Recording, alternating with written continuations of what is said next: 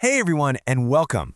All right, today we're going to completely change the way you think about the volleyball serve. Seriously, forget just getting the ball in play. We're talking about turning it into an absolute game changer, your team's #1 weapon. Let's dive in. Okay, so let me ask you something. When you think about a huge, game-changing play in volleyball, what's the first thing that pops into your head? Is it some massive, perfectly timed block? Or maybe a lightning-fast spike that just explodes in the back corner? And look, those are all awesome answers, right? But that's not what we're digging into today.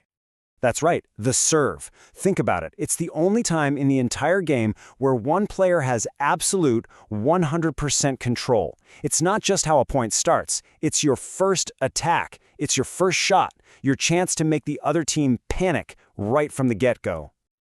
So here's the game plan. We're going to start by breaking down the serve's real purpose. Then we'll cover the absolute must-know fundamentals. And after that, we'll get into the fun stuff. The different weapons in your arsenal, like the tricky float, the aggressive topspin, and the powerhouse jump serve. And of course, we'll wrap up with some key drills so you can actually master them.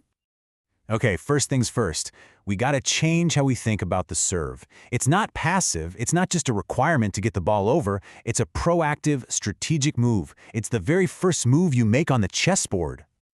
I love this quote because it just nails it. The real goal isn't just to get the ball in, it's to immediately create an advantage. A tough serve can win the point outright with an ace, or maybe even better, it can force a terrible pass. And when you do that, you can completely wreck their offense before they even get a chance to set up. That's huge. All right, so before we start talking about floaters and topspins and all that cool stuff, we have to build our foundation. It doesn't matter which weapon you end up choosing if you don't have the basics down. And there are two core things you gotta nail down. First up is the toss. Look, it's really simple. A bad toss means a bad serve, period. It's the foundation for everything that comes next.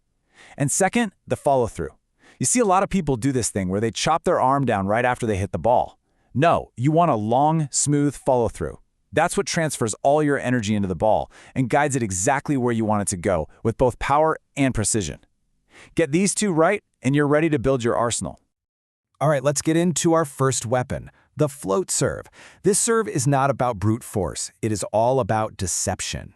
You really should think of it as the knuckleball of volleyball, that wobbly, unpredictable pitch that just makes receivers' lives miserable. It sounds kind of weird, doesn't it? Well, the secret is all in how you make contact. You strike the ball flat with a really firm hand, almost like a punch, and you cut your follow-through short. By doing that, you stop the ball from spinning. And when it doesn't spin, the air just grabs it and throws it all over the place. It'll dance, it'll dip. It's a total nightmare to predict. The whole point here is just pure chaos. When a passer sees that float serve coming, they have no idea where it's actually going to end up. It might suddenly drop short, or swerve left, or drift right at the very last second. That's what forces those shaky, hesitant passes, and that keeps their whole offense off kilter. Okay, let's switch gears to our next weapon. If the float serve is all about being deceptive, the topspin serve is all about pure aggression. With this one, we're trading that unpredictability for some serious, heavy power that is just incredibly difficult to handle. So the magic trick here, it's all in the wrist snap.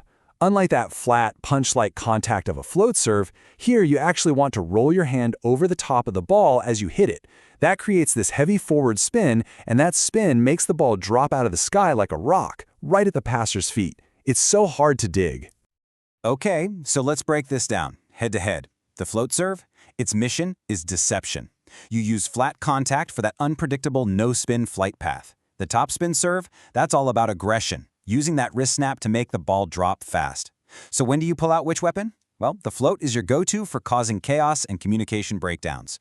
The topspin is perfect for punishing a defense that's maybe a little slow. It's all about reading the other team and picking the right tool for the job. And now, we get to the big one, the ultimate expression of the serve as an attack, the jump serve. This is where you combined raw athleticism with all that technique we just talked about to create a truly intimidating weapon. This isn't just a serve, it's an aerial assault. Okay, and this is super important, so listen up. A jump serve isn't really a third type of serve. Think of it more like a power-up for the two serves we've already learned. You can have a jump float serve or a jump topspin serve. By taking a running start and jumping, you hit the ball from a much higher point and with way more momentum. This gives you a steeper angle and a faster ball, giving the other team almost zero time to react. And this chart, it lays it all out perfectly. The standing float serve is the king of deception.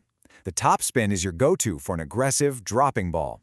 But when you add a jump to the equation, you unlock the undisputed champion of raw power. So, a jump float? That's the ultimate knuckleball with a turbo engine. You get that crazy movement, but way faster. And a jump topspin? Well, that's just one of the heaviest, fastest weapons in all of volleyball. All right, so we've talked about what these weapons are. We've gone through the theory. But knowing isn't doing, right?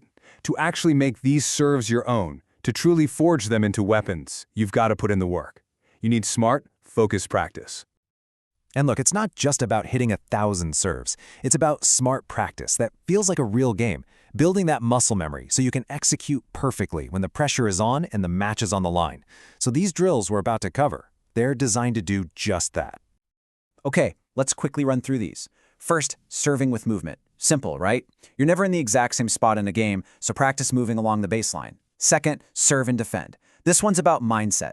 It connects your awesome serve to the next play. A tough serve makes your defense's job way easier.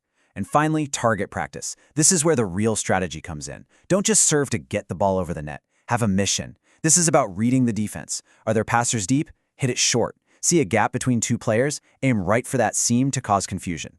Got a weaker passer on their team? Well, you know what to do. Make them work. So what's the big takeaway here? It's this.